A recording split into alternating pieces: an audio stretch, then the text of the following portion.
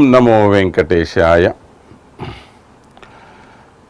कृष्णान्वयेन दधती यमुनानुभवम्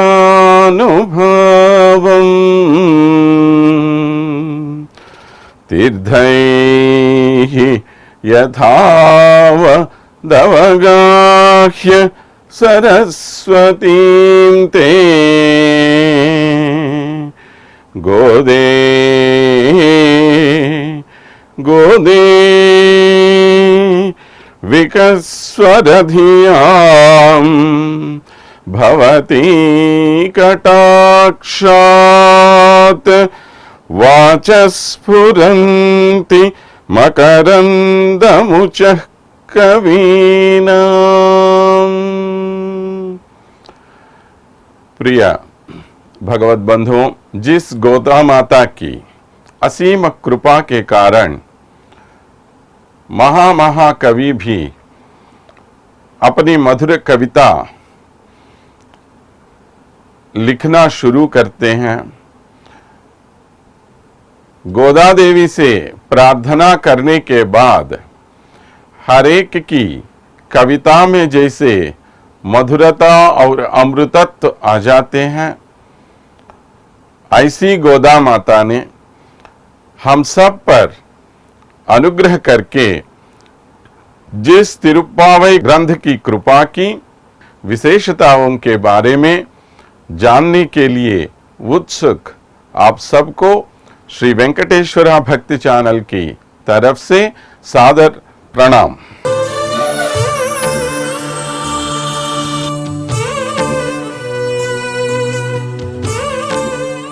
इसके पहले जो गीत हमने सुना उसमें श्री रामचंद्र के गुणगान किए कुछ गोपिकाओं ने, तो इससे बहुत हलचल मच गई है गोव्रज में।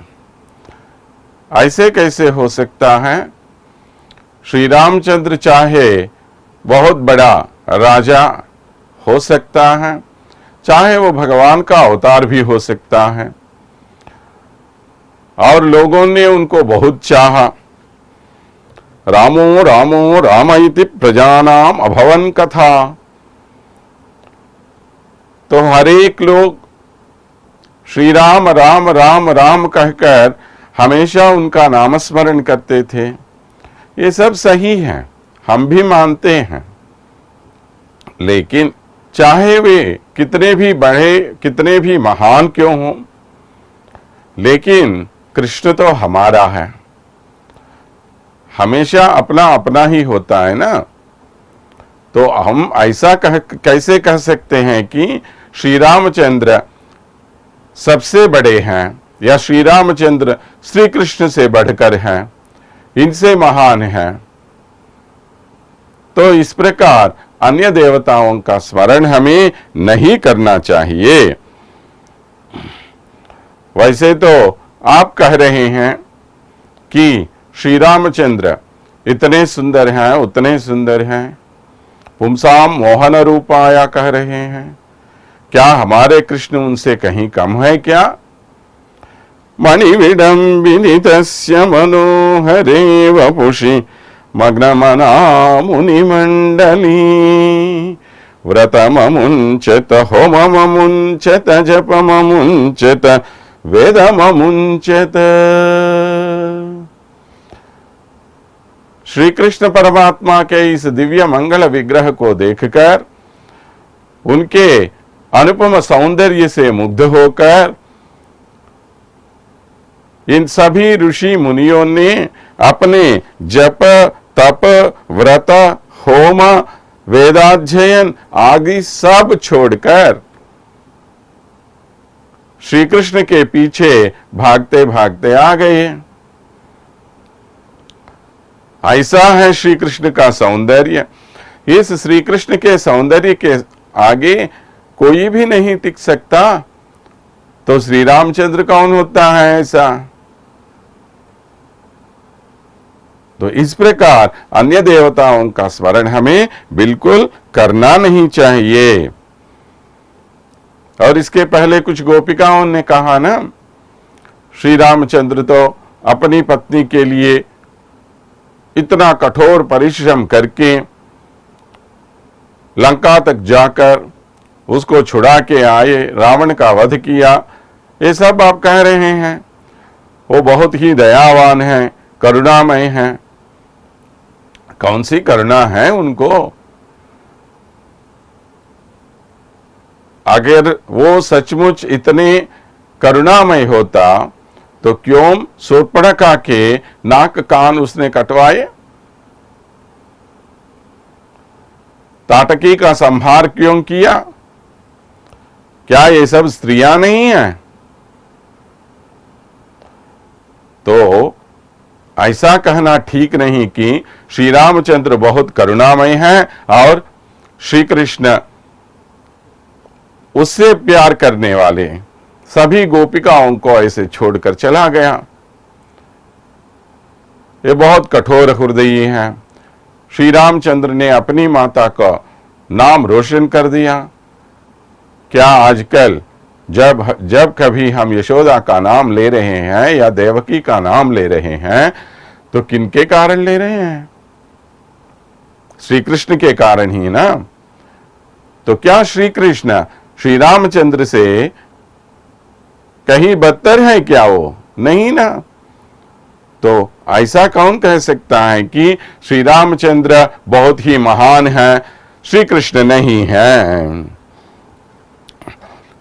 तो इन दोनों को समझाते हुए और एक गोपिका ने एक कहानी सुनाई।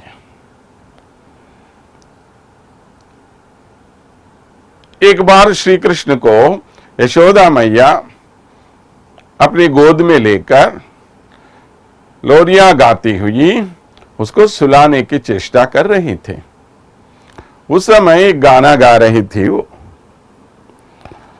रामो नाम बभूरा, रामो नाम बभूव तदबल सीतेति। एक जमाने में एक राजा था जिसका नाम राजा राम और उसकी पत्नी थी सीता। तो ये बच्चा जो सोने जा रहा है वो बोल रहा है रामो नाम बभूव तदबला सीतेति। ते पितुर्वचा पंचवटी वने विहरतः।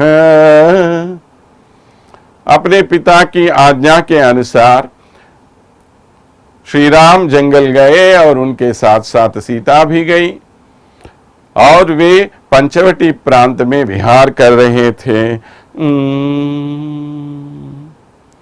ताम हरद रावण है। तभी रावण नामक राक्षस आकर सीता को उठा के लेके गया। यहां तक जो बच्चा कहानी सुनते बोल रहा था, अचानक आंखें खोल के उठकर सौमित्रे को धनुर्धनुर्धनुरिति बोल दिया। हे लक्ष्मण, कहां है मेरा धनुष? धनुष लेके आओ, धनुष लेके आओ, ऐसा बोलने लगा। तो क्यों बोला? किसी राजा की पत्नी को और कोई लेके गया तो इनको क्या हो गया? क्या इसकी पत्नी को कोई लेके गया? हाँ, इसी की पत्नी को लेके गए, क्योंकि वही राम यहां पर कृष्ण है। तो इन दोनों में कोई अंतर है ही नहीं। इसलिए हमें यह समझना चाहिए कि राम की आप प्रशंसा करें या राम की स्तुति करें या कृष्ण की स्तुति करें, दोनों एक ही हो। हरे राम राम राम हरे हरे, हरे कृष्ण कृष्ण कृष्ण हरे हरे। दोनों तो एक ही हैं। दोनों को आप अलग कैसे कर सकते हैं? तो इस प्रकार उसने जो समझाया तो उससे सब खुश हो गई गोपिकाएं और आज इन दोनों की स्तुति करने लगे। कैसे, इससे संबंधित एक पाशुर पहले पढ़कर उसके बाद उसका अर्थ समझेंगे। पुलिन वाय किंडानै பொல்லாவரக்கனை கிளிக் கிளிந்தானை கித்திமை பாடிப்போய் பிள்ளைகள் எல்லாரும் பவை களம் புகார் வெள்ளி எழுந்து வியாழமுருங்கித்து வியாழமுருங்கித்து புள்ளும் சிலும் வினழான் போதரி கண்ணினாய் குளிர குடைந்து நீராடாதே பழிக்கிடத்தியோ பவாய் நீ நாளால் களம் தவிர்ந்து கலந்து ஏலோ எம்பாவாய் களம் தவிர்ந்து கலந்து ஏலோ எம்பாவாய்। तो पहले कृष्ण का नाम ही लिया इन्होंने, क्योंकि कृष्ण ही इनके लिए सबसे प्यारा होता है। चाहे श्री रामचंद्र जितना भी महान क्यों न हो, इनको तो श्री कृष्ण ही चाहिए। पुलिन वाय किंडानै, कैसा है हमारा श्री कृष्ण? श्री कृष्ण एक ऐसा पराक्रमशाली है कि उसने एक बक का उसके मुंह को ऐसे पकड़कर उसको मार दिया। तो बकासुर का वध करने वाला है श्री कृष्ण। ऐसा इन्होंने पहले श्री कृष्ण की स्तुति की है। तो क्या कोई बक का वध करना इतना बड़ा काम है क्या? हाँ, मामूली तौर पे वो तो इतना बड़ा काम नहीं हो सकता, लेकिन उस रूप में कौन आया? एक बहुत बड़ा राक्षस आया वहां पर। और बक का स्वभाव कैसा होता है देखिए, एक पांव पे ऐसे खड़े होकर दोनों आंखें बांधकर ऐसा खड़ा होता है जैसा कोई मुनि एक पांव पे खड़े होकर तप कर रहा है, बहुत बड़ा तप कर रहा है, ऐसा खड़ा रहता है। लेकिन जैसे ही कोई मछली उसके पास आए तो ये बक क्या करेगा? फड़ाक उसको मुंह में लेगा, फिर से ऐसा खड़ा रहेगा। तो ये मानवों का स्वभाव भी कुछ ऐसा होता है। हम में रहने वाले दंभ का नाश करने वाले हैं श्री कृष्ण परमात्मा। दंभ माने क्या है? अंदर कुछ हो और बाहर से और कुछ दिखाई दे। कुछ लोगों को देखिए कैसे होते हैं, वे ऊपर से बहुत अच्छे दिखाई देते हैं, लेकिन अंदर से उनके मन में इतनी कीचड़ भरी रहती है, इतनी दुष्टता होती है, इतने क्रूर होते हैं कि बाहर कोई भी उनको देखकर ये नहीं समझ पाता कि ये इतना दुष्ट है। गोमुख व्याघ्र भी कहते हैं, मैंने अंदर से बाघ और बाहर से कोई गाय की तरह रहता है।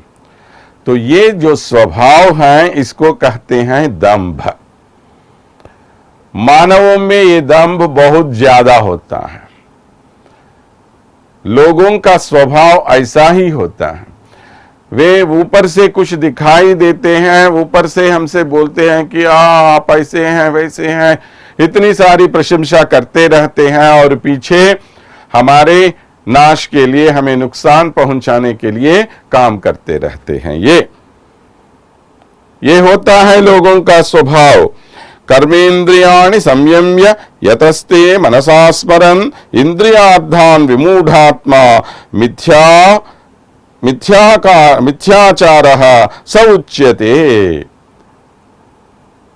गीता में ये कहा गया है, कर्मेंद्रियाणि संयम्य य आस्ते मनसा स्मरन्।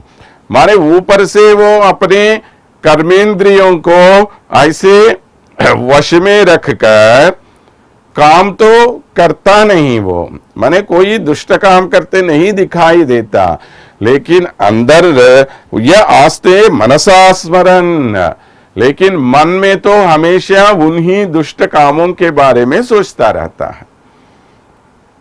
माने हमेशा इस प्रकार नीच कामों के बारे में सोचना नीच काम करने से कम तो नहीं है। कम से कम नीच काम करने वाले को हम पकड़ सकते हैं, लेकिन नीचे भाव होने वालों को कभी नहीं पकड़ सकते हैं।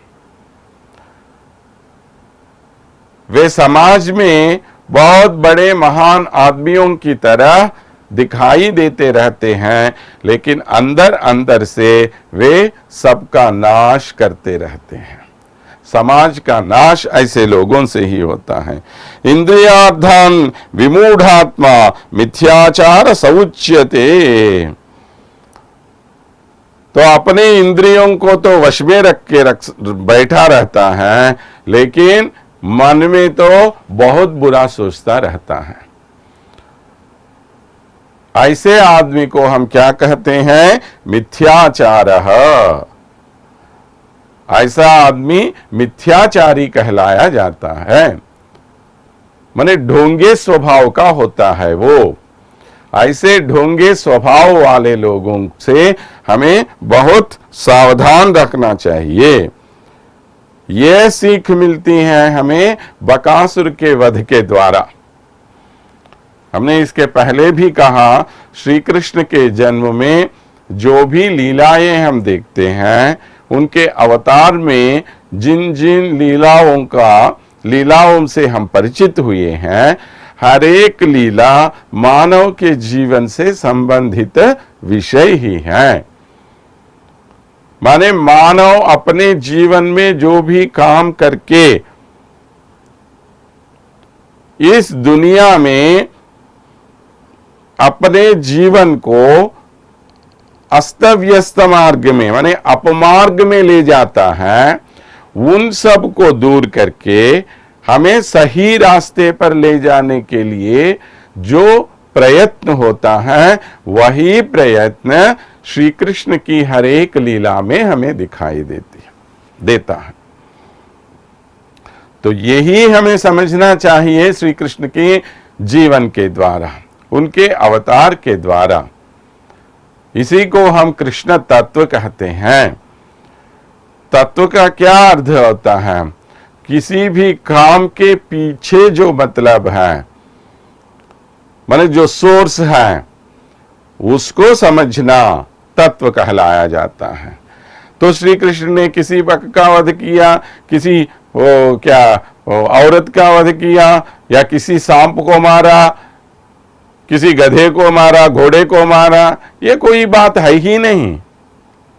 लेकिन इन सब के द्वारा मानवों में किस प्रकार के परिवर्तन लाने के लिए उन्होंने प्रयत्न किया, ये समझना सही रूप में श्री कृष्ण अवतार के बारे में समझना होता है। जब तक ऐसी समझ हमें नहीं होती, तब तक श्री कृष्ण के बारे में कभी नहीं जान सकते। तो ऐसे लोगों की दृष्टि में श्री कृष्ण हमेशा नटखट है, श्री कृष्ण हमेशा स्त्रीलोल है, श्री कृष्ण तो बहुत बड़ा पाखंडी है, ये है वो है। जितना चाहे उतनी गालियां उनको देते रहो।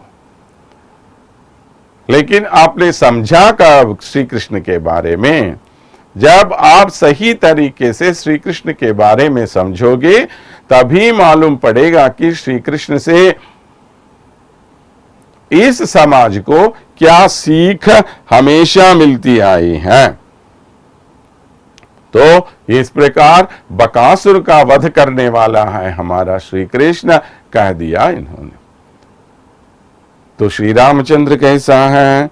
பொள்ளாவரக்கனை கிளிக்கிழிந்தானே बहुत ही दुष्ट होने वाले राक्षस को बस ऐसे ही नाखून से उठा के मार दिया हमारे श्री राम ने। तो यहां रावण कहने से काम हो जाता है ना, क्या कहा? दुष्ट राक्षस कह दिया इसको। क्या है यह दुष्टता उसमें? आखिर रावण के नाम के पीछे क्या है वो समझेंगे। रावणः शब्द का क्या अर्थ है? रौती असत प्रलापान कारयति रावणः, माने जो अनावश्यक बातें करता है। असत प्रलापान माने अपने आप के बारे में बहुत बढ़ा चढ़ा कर कौन जो बात करता है वो रावण होता है। तो अब बोलिए, इस संसार में कितने रावणों को हम देखते रहते हैं हर दिन। लोग क्या क्या बोलते रहते हैं अपने बारे में। हे मैं ये कर सकता हूं, वो कर सकता हूं, मैं इतना महान हूं, उतना महान हूं, सब कुछ मेरे ही हाथ में है। आखिर प्रधानमंत्री भी मेरी बात सुनता है, मुख्यमंत्री तो हमेशा मेरे घर पे आता है, तो बाकी मंत्रियों के बारे में बोलो ही मत। इस प्रकार बढ़ा चढ़ा कर बातें करने वाले कितने लोगों को हम समाज में देखते रहते हैं।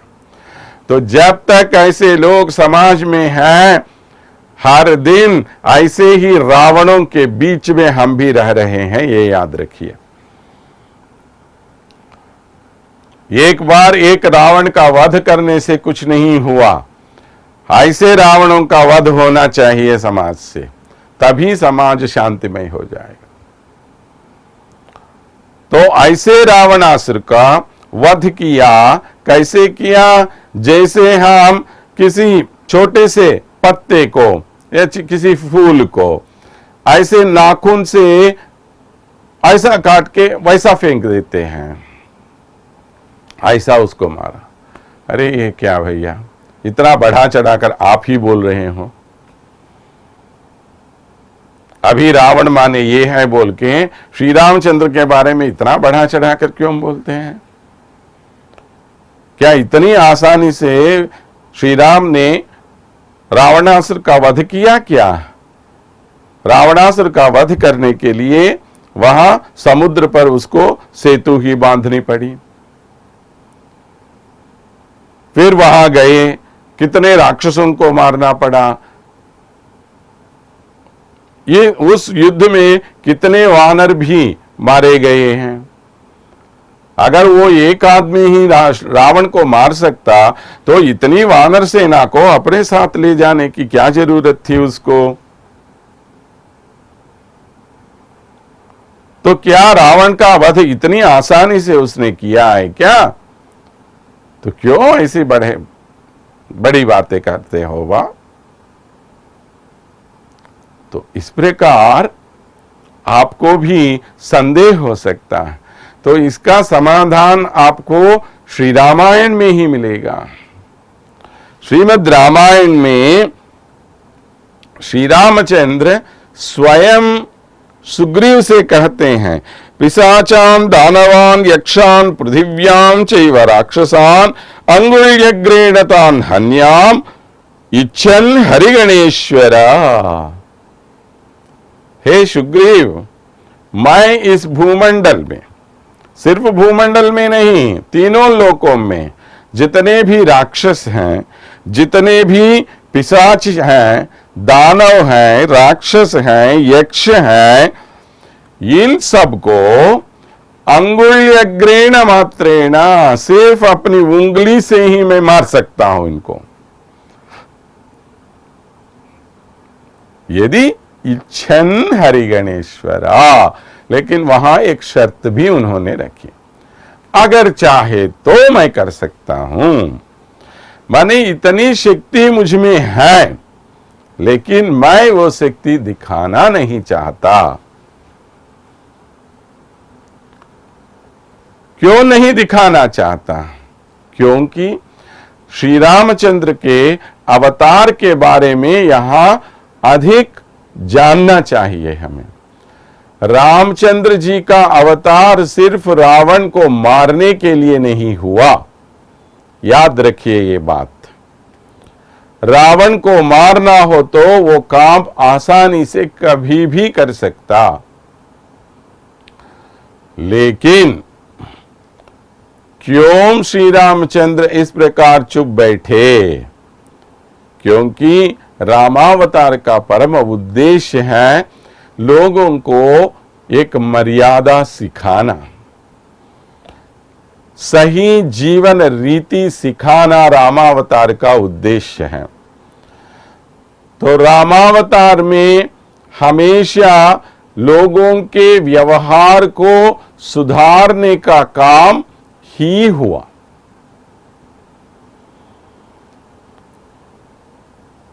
इन सबको मारने के लिए श्री रामचंद्र जी यहां पर नहीं आए। उनका परम उद्देश्य लोगों में मर्यादा की स्थापना करना। इसीलिए गोस्वामी तुलसीदास ने उन्हें मर्यादा पुरुषोत्तम श्री रामचंद्र कहा। अगर सिर्फ मारना ही काम हो तो श्री रामचंद्र को इस भूमंडल पर दशवर्ष सहस्राणि दशवर्ष शतानि च, जैसे वाल्मीकि महर्षि ने कहा, 11,000 सालों तक इस भूमि पर रहने की क्या आवश्यकता पड़ी उनको। जनता में एक परिवर्तन चाहते थे श्री रामचंद्र। उन्होंने जिस रामराज्य की स्थापना की, वो रामराज्य आज भी पूरी दुनिया के लिए एक आदर्शमय राज्य है। हर एक चाहता है कि राम के राज्य की तरह हर एक का राज्य हो। राम ने जिस प्रकार का शासन करके हम सबके सामने एक उदाहरण रख दिया, उसके अनुसार हर एक राजा अपना राज्य चलाना चाहता था। तो ये है श्री रामचंद्र के अवतार का रहस्य। सिर्फ एक राक्षस को मारने के लिए वे यहां पर नहीं आए हैं। यहां प्रगल्भ करने वाला कौन था? रावणासुर था। क्या बोल रहा था वो? जगत सशैलम परिवर्तयाम्यहम, मैं पूरे भूमंडल को ऐसे लिपटाकर बस ऐसे भुजा पर डाल के ले जाऊंगा, ऐसा बोलता है वो। लेकिन कभी ऐसा काम किया क्या? कितने बार कितने लोगों ने उसे मार भगाया, फिर भी ऐसा बोलता रहता है। कार्तवीर्यार्जुन ने क्या किया? अपने 1000 भुजाओं में उसको ऐसे बांध करके रख दिया। उसको बहुत प्रार्थना करने के बाद उसे छोड़ दिया। वाली ने क्या किया? उसको ऐसे अपने बाहुमूलों में बांधकर 7 समुद्रों में जाकर संध्या वंदन करके वापस आ गया। तो इतने लोग इसको एक क्या बोलते खिलौने के रूप में ले जाते थे, खिलौने के रूप में इससे खेलते थे। ऐसा आदमी आके बोलता है मैं सबको बस ऐसे मार डालूंगा। क्या मारोगे तुम? खाक। लेकिन श्री राम ऐसे नहीं हैं। उन्होंने जब जब जो भी कहा वो सब करके दिखाया।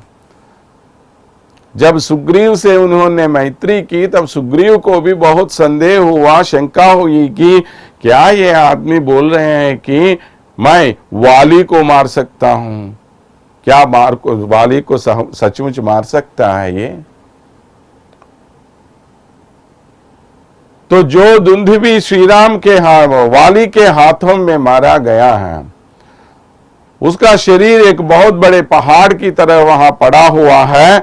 उसे अपनी पांव से उसने ऐसे लात मारी कि जाके वो 1000 मील दूर पर, 1000 योजन की दूरी पर पड़ गया है। एक बाण से 7 वृक्षों को ऐसे मार गिराया उन्होंने। 14,000 राक्षस एक साथ इन पर टूट पड़े वनवास के समय, खरदूषण नामक राक्षस। तो उन 14,000 राक्षसों को एक ही आदमी ने मार गिराया। तो मारीच सुबाह की तो हम जानते ही हैं, ताटकी का वध कैसे किया ये भी जानते हैं, और कितने राक्षस। तो हर एक को ऐसे मार गिराया, लेकिन हर एक के बारे में श्री रामचंद्र का विचार सिर्फ यही है कि इसमें कहीं परिवर्तन आ जाए तो मैं इसको छोड़ दूंगा। तो उसके लिए अंत तक देखते रहे हर एक के बारे में। आखिर रावण के बारे में भी वे ऐसे ही देखते रहे। तो श्री रामचंद्र के अवतार का लक्ष्य ही है क्षमता का प्रकाश होना, सहनशीलता का प्रकाश होना। उसी के लिए रामचंद्र जी का अवतार हुआ। तो हमेशा वे बोलते रहते थे, आनयैवं हरिश्रेष्ठ दत्तम अस्याभयम मया विभीषणो वा सुग्रीव यदि वा रावण स्वयं। जब विभीषण जी आए इनके पास शरण के लिए, तो सुग्रीव ने कहा, ये तो राक्षस राजा रावणासुर का भाई था, तो रावणासुर में जो दुष्टता है वही दुष्टता इसमें भी हो सकती है। वो जितना धोखेबाज है ये भी उतना धोखेबाज हो सकता है। तो क्यों ऐसे आदमी को आप अपने पास रखना चाहते हो? तो श्री रामचंद्र जी ने कहा, नहीं नहीं, जो भी मेरी शरण में आएगा उन सबको शरण देना मेरा व्रत है। इस व्रत से मैं दूर नहीं रहूंगा। तो सबकी रक्षा करना, रक्षिता जीवलोकस्य रक्षिता धर्मस्य, रक्षिता स्वस्य धर्मस्य, रक्षिता स्वजनस्य। तो अपने लोगों की रक्षा करना, अपने धर्म की रक्षा करना, वैसे मोटे तौर पर धर्म की रक्षा करना, ये सब उनका कर्तव्य है, उनके नियम हैं ये सब। इसीलिए कहते हैं, विभीषण क्या हरिश्रेष्ठ, हे वानर राजा, आखिर रावण भी मेरे पास आए तो यदि वह रावण स्वयं, आखिर रावण भी आएगा तो मैं उसको शरण दूंगा ही। इस प्रकार उसने आश्वासन दिया। इसीलिए ऐसे श्री रामचंद्र के बारे में हमें यह सोचना गलत है कि सिर्फ राक्षसों का वध करने के लिए इनका अवतार यहां पर हुआ। तो और किसी गोपिका ने ऐसे श्री रामचंद्र का गुणगान किया, किति मैं पढ़ी पोई। ऐसे श्री रामचंद्र का गुणगान करने के लिए तो रावण का वध करने वाले राम के बारे में हम जो प्रशंसा कर रहे हैं, उस प्रशंसा का क्या कारण है, उस स्तुति का क्या कारण है? क्या ये कारण है कि जो सबसे बड़ा बलि समझा जाता है, उस जमाने में समझा जाता था रावणासुर, ऐसे रावणासुर को मारने के कारण उनकी कीर्ति बढ़ गई? नहीं। उनकी कीर्ति कैसे बढ़ गई? ऐसे रावण को छोड़ने के कारण कीर्ति बढ़ गई। कैसे छोड़ा? जब वो निरायुध अपने हाथ लग गए, गच्छानुजानामि रथार्दितस्त्वं प्रविश्य रात्रिं च रराजलंकाम् आश्वास्य निर्याहिरधि सधन्वी। हे रावण, अब तुम चले जाओ। गच्छानुजानामि रणाद्धितस्त्वम् प्रविश्य रात्रिं च रराजलंकाम्। तुम अपनी लंका नगरी में चले जाओ और रात भर अपने राज्य का शासन करो। कल सुबह उठो। उठने के बाद अगर तुम्हारे मन में ऐसा भाव पैदा हो गया कि मैंने गलती की, तो आप वापस आ जाओ। अगर ऐसा भाव नहीं हुआ तो फिर से कोई रथ ले और कुछ हथियार ले और मुझसे युद्ध करने के लिए आ जाओ, तब देख लेंगे। कोई ऐसा होता है अपने हाथ लगे शत्रु को इस प्रकार छोड़ देगा। ऐसा शत्रु है जिसने 1 साल तक अपनी पत्नी को बांध के अपने पास रख लिया। ऐसा रावण जिसने अपने मित्रों को, माने श्री राम के मित्रों को मार गिराया। उनकी सेवा करने वाले इन सब वानरों को किसने मरवाया? उसी ने ना। तो ये सब किसने किया? फिर भी ऐसे राक्षस पर उन्होंने कृपा की। तो ये है उनकी कीर्ति का कारण। श्री रामचंद्र को ऐसे ही यश नहीं मिली, उनको कीर्ति मिली इस प्रकार सभी शत्रुओं को भी क्षमा देने के कारण, उनके प्रति क्षमा दिखाने के कारण। ये पिलगलेल्लारुम पवैक्कलम पुकार, ये सभी बच्चे जो हैं, माने ये सभी लड़कियां जो हैं, वे सब पावैक्कलम पुकार, जहां पर ये व्रत करने जा रहे हैं ये लोग, उस व्रत की स्थली तक के सब पहुंच गए। तो आप भी जल्दी उठकर हमारे साथ आ जाओ, ऐसा बुला रही हैं ये कन्याएं। तो जहां पर ये सब इकट्ठे हुए उसको कहते हैं कालक्षेप कूटमी। कूटमी माने सबका इकट्ठा होना, उसको कूटमी बोलते हैं। और इसको क्या कहते हैं? कालक्षेप। कालक्षेप का क्या अर्थ है? काल, काल माने यम, यम को क्षपण करना। क्षपण करना माने दूर भगा देना। जहां पर यम को दूर भगाया जाता है, माने जिस जगह से यम दूर रह जाते हैं, जहां पर जाने से आखिर यमधर्मराज भी डर जाते हैं। यमधर्मराज कहते हैं प्रभुरहम अन्यनृणाम न तो वैष्णवानाम। मैं सबके लिए राजा बन सकता हूं, सबके लिए मैं प्रभु हो सकता हूं, लेकिन विष्णु जी के भक्तों के लिए मैं प्रभु नहीं हूं। तो विष्णु भक्तों से ये डर जाते हैं। तो इसलिए जहां पर हरिनाम संकीर्तन होता है, आसपास कहीं यमधर्मराज आते ही नहीं। माने किसी को मृत्यु का अपभय नहीं होता। हर एक तो एक न एक दिन मर ही जाते हैं, लेकिन अपमृत्यु का भय, अपमृत्यु माने काल से पहले ही, समय से पहले ही मर जाना, अपमृत्यु भय का। माने कोई कोई बच्चे मर जाते हैं, नौजवान मर जाते हैं, तो वो अपमृत्यु कहलाई जाते हैं। कोई बूढ़ा बूढ़ी मर गए हैं तो अपमृत्यु कैसे होगी? वो उनको तो मरना ही है एक न एक दिन। लेकिन एक नौजवान मर गया, एक बच्चा मर गया, तो अपमृत्यु है। तो श्री रामचंद्र के राज्य में कहीं भी अपमृत्यु का भय नहीं था।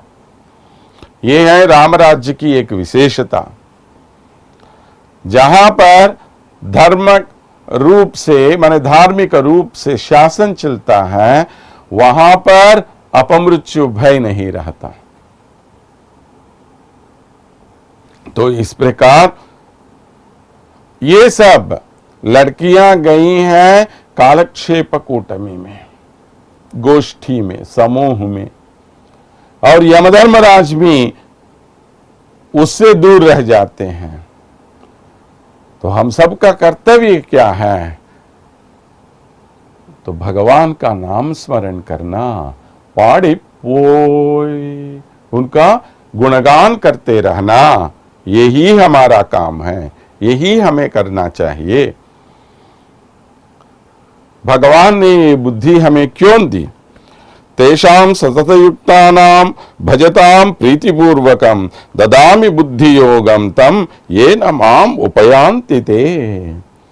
मैंने सबको ये बुद्धि योग दिया, भगवान स्वयं कह रहे हैं। किसके लिए ये बुद्धि योग दिया मैंने? ताकि इस बुद्धि के द्वारा वे मेरे बारे में जान सके। लेकिन हम क्या कर रहे हैं? उस बुद्धि से उनके अलावा और सब कुछ जानना चाहते हैं, जो लौकिक है, जो शाश्वत नहीं है, ऐसी चीजों पर हमारी दृष्टि अधिक है। जो मुक्तिदायक है उस पर हमें कोई इच्छा नहीं। माने जिस बुद्धि को देकर भगवान ने चाहा कि इस बुद्धि के द्वारा वे भगवान के बारे में जाने, उस काम के अलावा बाकी सभी काम हम कर रहे हैं। तो पिल्लगलेल्लारुम पवैक्कलुम पुकार। तो जहां पर हमें ये अपमृत्यु का भय नहीं रहता, ऐसी जगह पर सब आ गए हैं। तो वेलियजुंदु व्यासमुरिंगित, वहां शुक्र जी का उदय हुआ और गुरु जी का अस्तमय हुआ। कौन है ये गुरु और शुक्र? ये नक्षत्र हैं। गुरु और शुक्र ये दोनों ग्रह भी हैं और नक्षत्रों की तरह भी हमें दिखाई देते हैं। तो सूर्योदय के समय क्या होता है? शुक्र का उदय होता है और गुरु का अस्तमय हो जाता है। माने शुक्र और भी प्रकाशित होता है, गुरु का प्रकाश धीमे पड़ जाता है। तो कौन है ये गुरु और शुक्र? गुरु है देवताओं के गुरु, शुक्र जी, शुक्राचार्य राक्षसों का गुरु। माने राक्षसों के गुरु का प्रकाश होने का मतलब है राक्षसों की शक्ति अब बढ़ने जा रही है। गुरु का प्रकाश समाप्त होने का अर्थ ये है कि अभी दैविक शक्तियां क्षीण होने लगी हैं। तो इस प्रकार क्या हो जाता है? जैसे जैसे सुबह होता हम अपने अपने कामों में व्यस्त रह जाते हैं। हर एक भाग दौड़ करते रहते हैं ना, मुझे यहां जाना, वहां जाना, ये काम करना, वो काम करना, भाग दौड़ करते रहते हैं।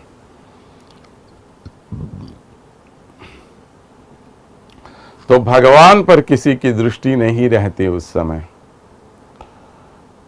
जब अपना सभी काम समाप्त करके घर वापस आते हैं, तभी प्रशांत मन से बढ़कर बैठकर कोई भी भगवान को याद करता है।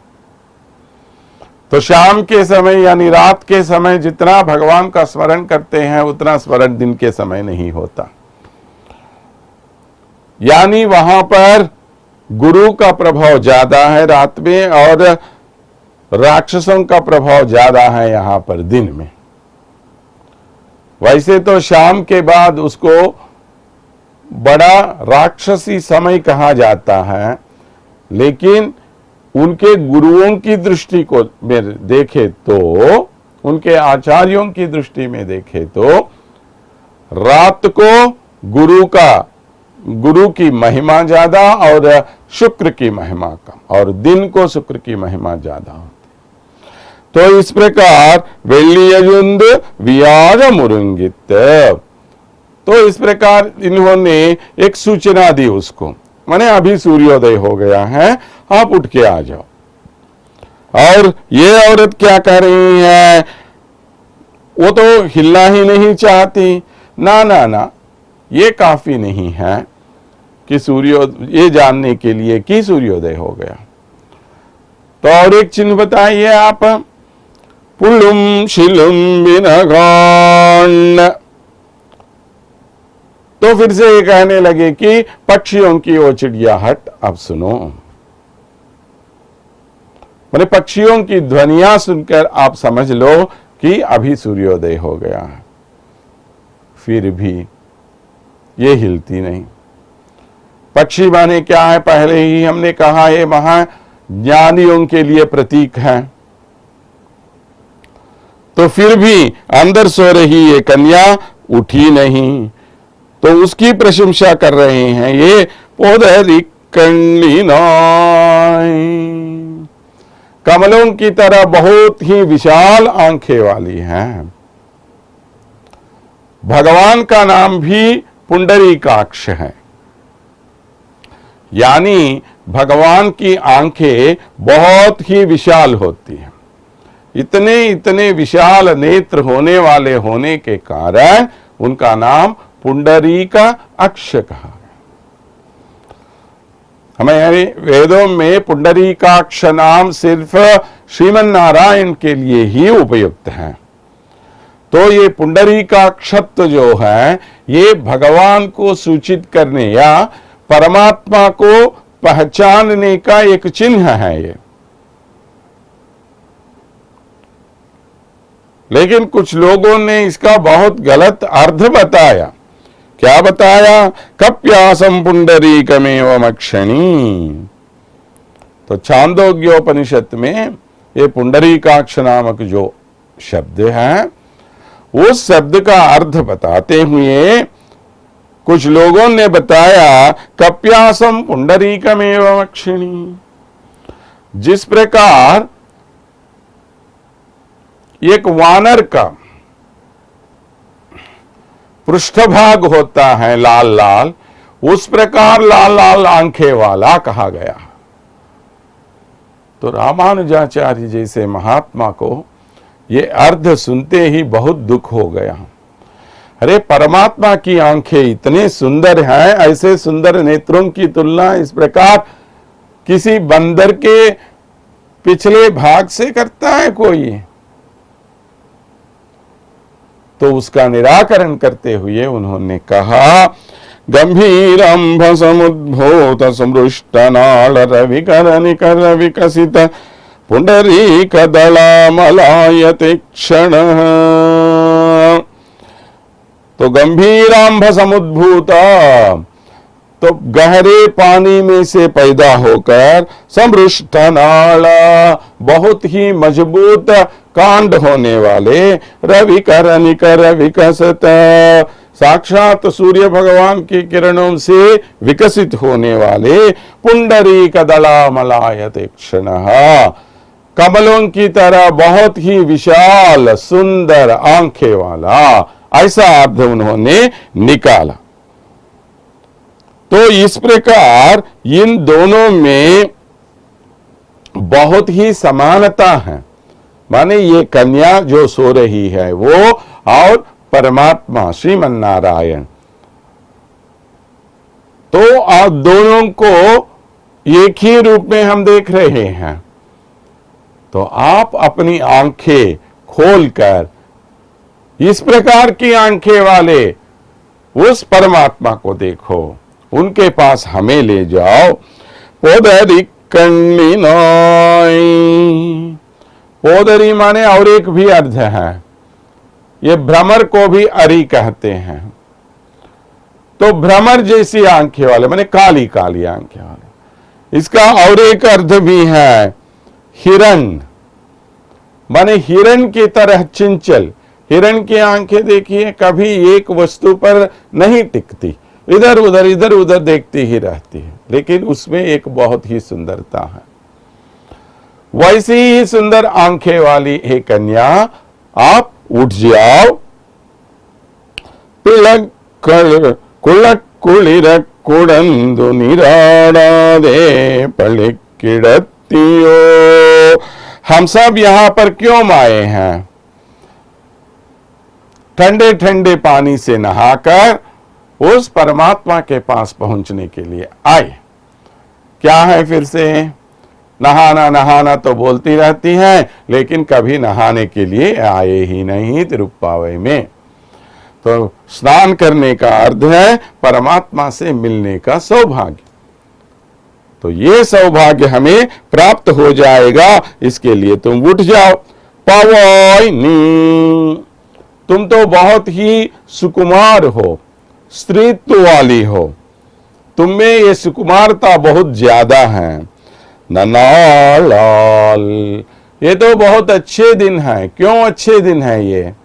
क्योंकि हमारे बुजुर्गों ने ही अपने स्वार्थ के लिए क्यों ना हो, लेकिन उनकी अनुमति लेकर हम यहां पर आए श्री कृष्ण से मिलने के लिए। तो बाकी दूसरे दिनों में वे ऐसे अनुमति देंगे क्या? नहीं देंगे।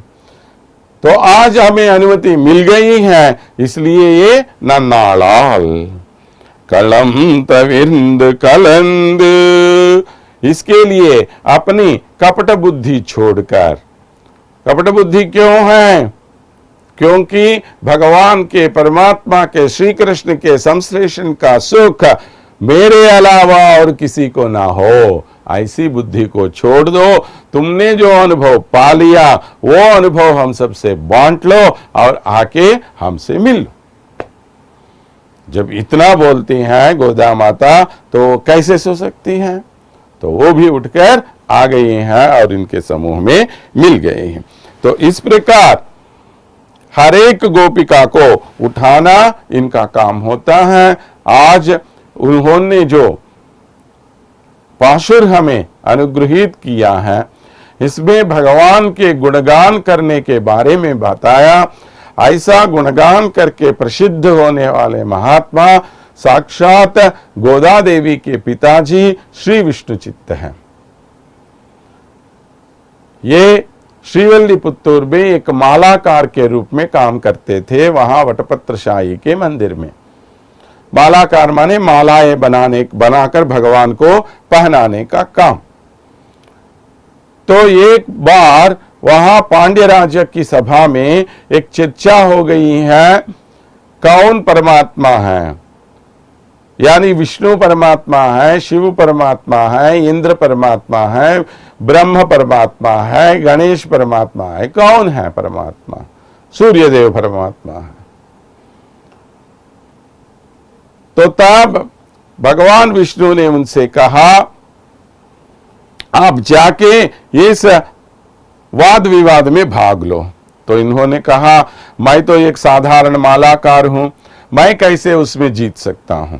नहीं, फिक्र मत करो, अब जाओ। गए और विष्णु भगवान की कृपा से इन्होंने वेद, इतिहास, पुराण, उपनिषदों में से ऐसे ऐसे उदाहरण दिखाए और ये निरूपित किया कि साक्षात श्रीमन नारायण ही परमात्मा है और कोई नहीं हो सकते। तब पांड्य राजा ने एक बहुत बड़ी जुलूस निकाली और उनका सम्मान किया और उसे एक गज पर आरोहण कराया। गजारोहण सबसे बड़ा सम्मान माना जाता है। तो इसे देखने के लिए साक्षात श्री महाविष्णु जी भूमि पर आए गरुड़ वाहन पे। उनको देखकर विष्णुचित्त ने कहा, हे प्रभु आप मत आओ, ये हम सब की नजर आपको लग जाएगी। पल्लांड पल्लांड पल्लायर तांड पलगोड़ी नूरायिरम मल्लांडी तिंडोल मणिवन्नानी सेवड़ी सेवतिरुक्कापू। मताइए प्रभु बोल के उनको नमस्कार किया और उनका मंगल हो कह दिया। इस प्रकार मंगल माने नजर निकालते समय इस प्रकार मंगल गीत गाए जाते। हमें नजर कौन निकालते हैं? घर में रहने वाले बड़े लोग करते हैं, बुजुर्ग लोग करते हैं, हमारे माँ पिता ऐसे लोग करते हैं। तो भगवान को भी इस प्रकार नजर निकालने के कारण इनका नाम क्या हो गया? पेरिया आल्वार हो गया। पेरिया माने सबसे बड़ा, बड़ा आलवार। बड़ा आलवार का ये मतलब नहीं कि उन सबसे बूढ़े आलवार हैं, नहीं। बड़े कैसे बन गए? जिस भगवान को हम अपना स्वामी मानते हैं वो भगवान भी उनके सामने छोटे बन गए, इसलिए उनकी नजर निकाली। बाद में क्या हुआ? यही इनके मामा जी भी बन गए हैं, ससुर बन गए हैं। उनकी बेटी से ही उनकी शादी हो गई, गोदा माता उनकी पत्नी बन गई और ये इनके ससुर बन गए। इस प्रकार पेरियार विष्णुचित्त जी श्री महाविष्णु के ससुर बनकर इतिहास में अपने लिए एक सुस्थिर स्थान कायम कर लिया। ऐसे महात्मा के बारे में आज हमने जान लिया। आगे और एक महात्मा के बारे में हम जानने का प्रयास करेंगे। तब तक के लिए हम स्वस्ति कह देंगे। स्वस्ति।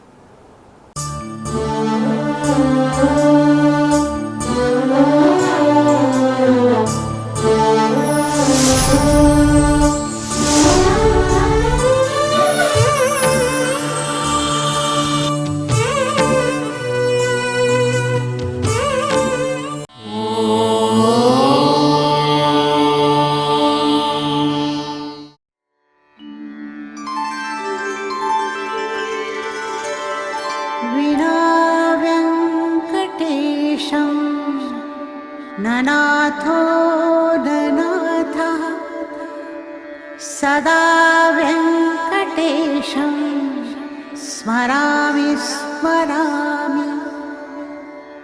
हरे वेङ्कटेश प्रसीद प्रसीद। प्रियं वेङ्कटेश प्रयच्छ प्रयच्छ।